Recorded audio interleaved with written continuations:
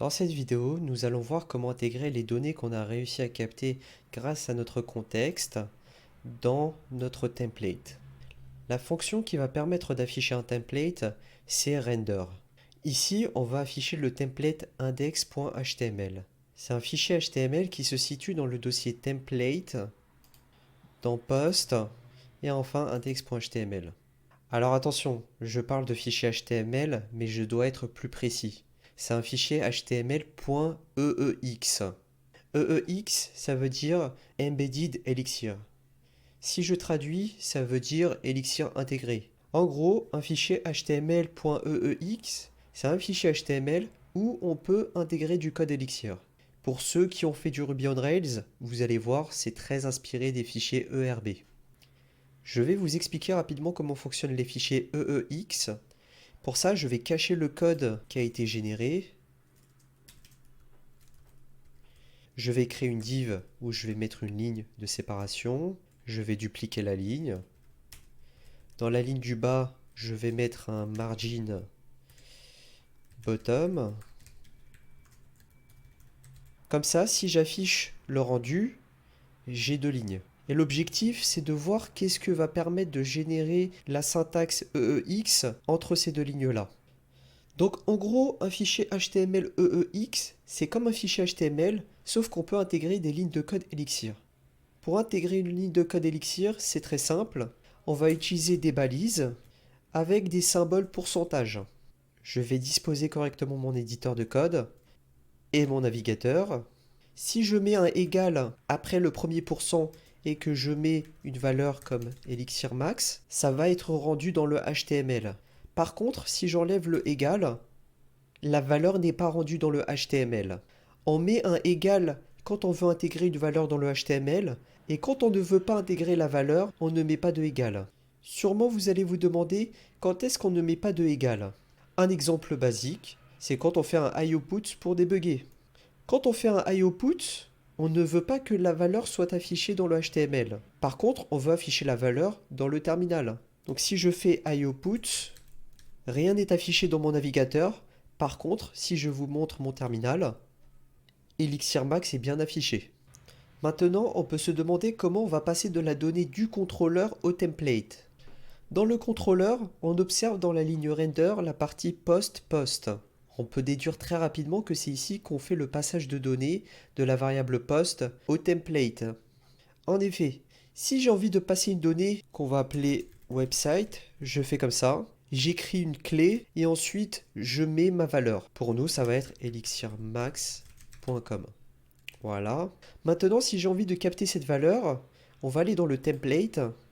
Et là, je vais virer le IOPUT. Je vais disposer correctement VS Code et mon navigateur. Voilà. Donc si j'ai envie de capter la valeur website que j'ai définie dans le render, qu'est-ce que je vais faire? Je vais faire un arrobase et je vais mettre website. Si je fais ça, j'affiche bien website. Le arrobase website, c'est ce qu'on appelle un assign. Un assign, ça a une définition très précise, mais on va se contenter de dire que c'est une variable passée du contrôleur au template. Je vous remontre le contrôleur. Comme vous pouvez le voir, on a ajouté un assign post pour pouvoir faire passer la liste des posts dans le template. Pour intégrer un nouvel assign, c'est très simple, il suffit juste de mettre une clé et ensuite la valeur que vous souhaitez. Tout ça, bien sûr, dans le render. On a ajouté un assign post pour pouvoir faire passer la liste des posts dans le template. Donc, on peut très bien se dire, affichons la liste des posts en faisant un arrobas post. Je vais tester ça. Je vais dans mon template. Je vais disposer correctement VS Code. Et là, je vais afficher arrobas posts. Si je fais ça, on a une erreur. Pourquoi? Parce que le type de données, c'est une liste de maps. Or, on ne sait pas comment afficher des maps dans du HTML. Si j'affiche une chaîne de caractères Elixir Max, ça marche. Si j'affiche un nombre, ça marche. Si j'affiche true, par exemple, ça marche parce que c'est du texte. Mais si j'affiche un map avec un name Elixir Max, alors là, j'ai rajouté un pourcent en plus. Mais si j'enlève le pourcent en plus, ben alors ça marche pas. parce que la syntaxe EEX ne sait pas comment interpréter un map en HTML. Je vais vous montrer maintenant le code qui a été implémenté pour afficher la liste des postes. Donc je vais virer tout ça, je vais enlever tous les espaces. En fait, pour afficher la liste des postes, on utilise une technique qu'on appelle une list comprehension. En gros, ça permet de boucler sur une liste de données. C'est l'équivalent d'une boucle for dans d'autres langages. Donc si je traduis, qu'est-ce qu'on est en train de dire là? On est en train de dire, pour chaque poste qui sont dans la liste posts, donc là c'est un arrobas, ça correspond à l'assign, ce qu'on a mis dans le render, on va afficher une rangée dans notre table, parce que oui, on est dans une table HTML qui est définie juste ici. Et donc pour chaque poste, on va mettre une cellule post.title. On va afficher le title qui est issu du poste, parce qu'on a mis un égal ici.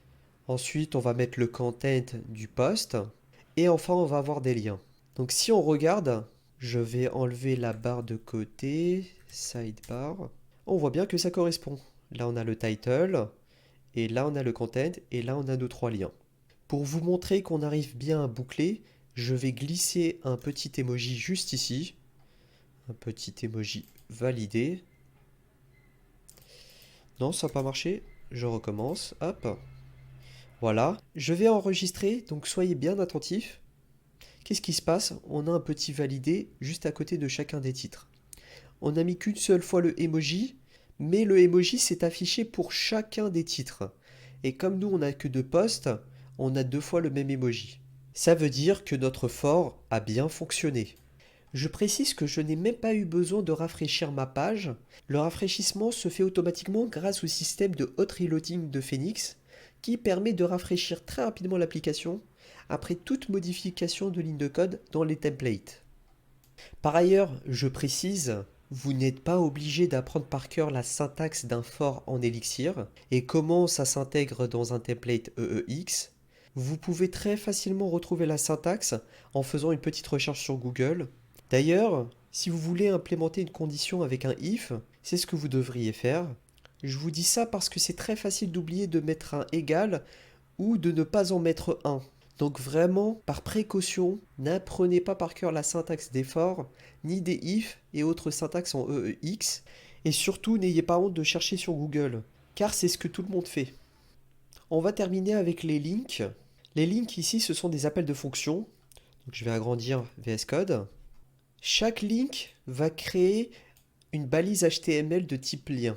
Je ne vais pas rentrer dans les détails de comment ça marche, parce que ça mériterait de faire le sujet d'une vidéo. Par contre, je vais vous créer un petit lien rapide. Donc je vais faire une balise avec des pourcentages. Je vais mettre un égal, je vais mettre un link. Ensuite, un link, ça prend un texte. Donc là, ça va être aller à la page Toto. Ensuite, on va mettre un tout qui sera notre destination. Et pour nous, ça va être /Toto. Je vais lancer mon navigateur. Je vais agrandir. Et là, comme vous pouvez le voir, on a bien des liens aller à la page Toto. Je vais cliquer sur un des liens et on se trouve bien dans la page Toto. Nous venons de terminer l'étude de l'action index et de comment sont traduits chaque partie du MVC. On va finir en faisant un dernier récapitulatif. Donc on va commencer dans le routeur. Dans le routeur, on va avoir une ligne ressources post controller. Cette ligne-là va nous permettre de générer les URL ou les routes pour chaque action de notre contrôleur post-controller, y compris l'action index. Ensuite, on va aller dans post-controller. Dans post-controller, on a une fonction index qui correspond à l'action index. Cette fonction va faire appel à la fonction listPost de notre contexte blog. Cette fonction-là va nous permettre de capter la liste des posts qu'on va stocker dans une variable post. Cette variable post sera intégrée dans un template en tant qu'assigns ici. Et si on se dirige dans le template index.html.eex, on va générer tout le HTML pour chacun des posts de notre liste de posts. Une fois que le template est prêt, on va le rendre à l'utilisateur, ce qui va conclure l'action index. Voilà comment on a réussi à implémenter l'action index en suivant le pattern MVC grâce à Phoenix.